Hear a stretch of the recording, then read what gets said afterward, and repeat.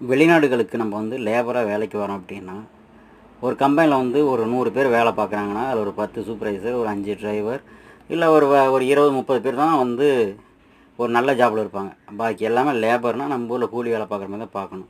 So அப்படி பார்க்கும்போது வந்து பார்த்திங்கன்னா, எல்லாருக்கும் வெளிநாட்டு வாழ்க்கை வந்து சிறப்பாக அமையுமானா, கண்டிப்பாக வந்து 100% அமையாது. அதை வந்து நம்ம மாற்றிக்கணும். திறமையால் வந்து நம்ம இப்படி தான் சொல்லிட்டு ஏதோ ஒன்று பண்ணி நம்ம திறமையால் மேலே வரணும்.